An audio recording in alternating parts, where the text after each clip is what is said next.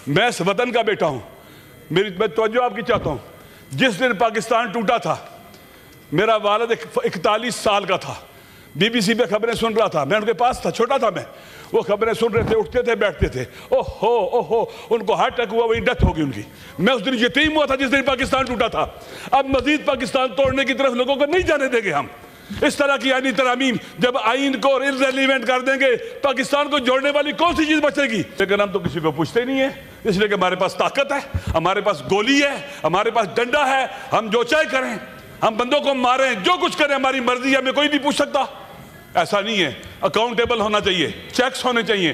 جناب چیئرمین صاحب, عوام ایک چیک ہے, عوام کا شعور ایک چیک ہے. عوام کو ریلیونٹ کرنا, کمزور کرنا, ان کی سوشل پاور کو تباہ و برباد کرنا اور پاکستان کی سافٹ پاور, نیشنل پاور کو ختم کرنا, اس طرح کی ترامیم سے یہ بہت خطرناک ہے.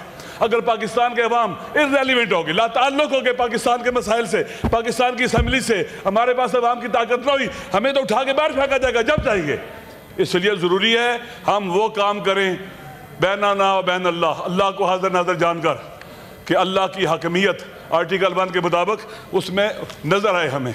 ہم ایسا کام کریں پاکستان کے عوام جو ہمارے ولی نعمت ہے, جن کی وجہ سے یہاں پر پارلیمنٹ میں لوگ آتے ہیں, حکومت میں آتے ہیں, ولی نعمت ہے.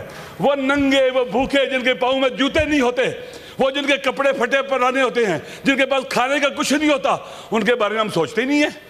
ہم کہاں پر ان کی اکنامیکل صورتحال کو درست کرنے کے لیے کہاں یہ کون سی چیزیں یہاں کے لے کے آئے ہیں؟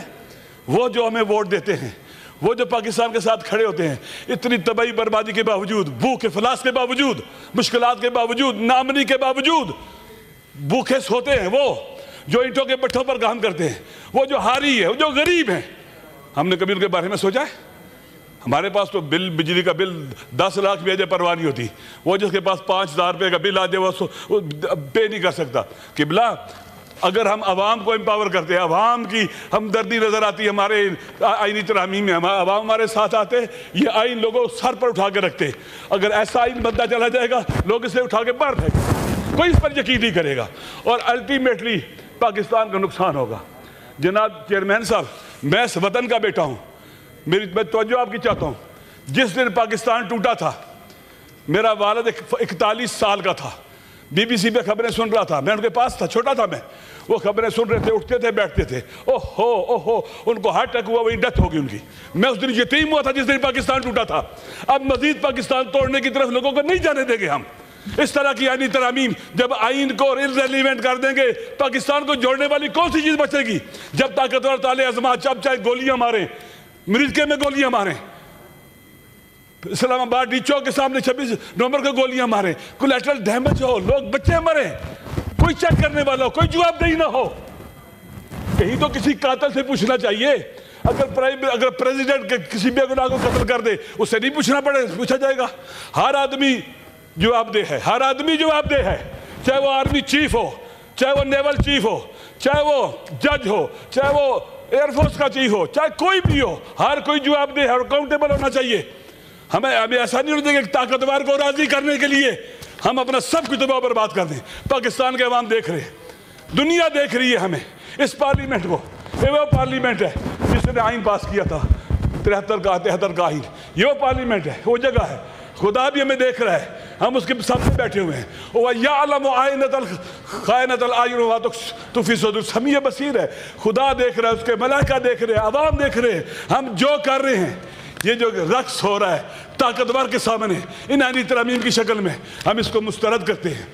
آپ اگر اس طرح سے کریں گے, یہ قابل قبول نہیں ہے. کوئی نہیں مانتا اس کو, کوئی نہیں مانے گا اس کو. اس لیے ضروری ہے کہ اس طرح کی آئینی ترامیم سے اجتناب کیا جائے, اور ہمیں عوام کو ان بورڈ لیا جائے, ہمیں ان بورڈ لیا جائے, سب کو ان بورڈ لیا جائے, اور پاکستان کے اندر طاقتوروں کے لیے, ان کو کنٹرول رکھنے کے لیے سخت چیکس بنائے جائیں. ایسے چیکس ہوں کہ فرار نہ کر سکے ان سے کوئی طاقتور. جس کو ہم پاور دیتے ہیں اس کو انسان ہونا چاہیے, اس کا اعلیٰ اخلاق ہونا چاہیے.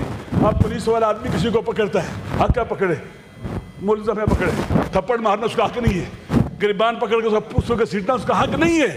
یہ انسانیت کی توہین ہے. لہذا طاقتوروں کے اوپر چیک ہونے چاہیے. ایک ایس ایچ او پر چیک نہ ہو, وہ کتنا فرعون بن جاتا ہے, کتنا فرعون بن جاتا ہے. ہمیں فرعون نہیں بنانا چاہیے چھوٹے بڑے آئینی ترامیم کے ذریعے. فرعون نہیں بنانے چاہیے، نمرود و شداد نہیں بنانے چاہیے۔ اس لیے ہمیں کوشش کرنی چاہیے کہ بیلنسڈ ہوں، متوازن ہوں، جس سے آئین کی حرمت میں اضافہ ہو، عوام کی رضایت اور حمایت بڑھے، ہماری عزت اور آبرو بڑھے، پارلیمنٹرین کی عزت بڑھے، نہ یہ کہ خاک میں ملتی رہے۔ اس لیے ضروری ہے قبلہ ہم ان کو نہیں مانتے، اس طرح کے طریقہ کار کو نہیں مانتے کہ آپ ابھی دے رہے ہیں، ابھی اس ٹائم ہمیں دے رہیں گے۔ یہ ایسے آئینی ترمیم ہوتی ہے، یہ لو پڑھو جاؤ کمیٹی کے اندر، یہ ایسے ہوتا ہے۔ قبلہ وقت چاہیے اس کے لیے، جیسے آپ کے بڑوں نے 18ویں آئینی ترمیم پاس کی، جیسے آپ کے بڑوں نے آئین بنایا ہے، وہی پریکٹس ہونی چاہیے، اس کے بارے میں کوئی اختلاف نہیں ہونا چاہیے۔ آپ کنسنسس بنائیں، بسم اللہ لے کے آئیں۔ اس لیے ضروری ہے کہ ہم ان چیزوں سے بچیں۔ ایمن ولی کو بھی اس حوالے سے جو ہے پازیٹیو ہونا چاہیے، ہماری باتیں کسی کے خلاف نہیں ہیں، کسی کے خلاف نہیں ہے۔ انشاءاللہ آپ کے ساتھ بیٹھے ہوئے تبدیل ایسا دیکھ لیجیے۔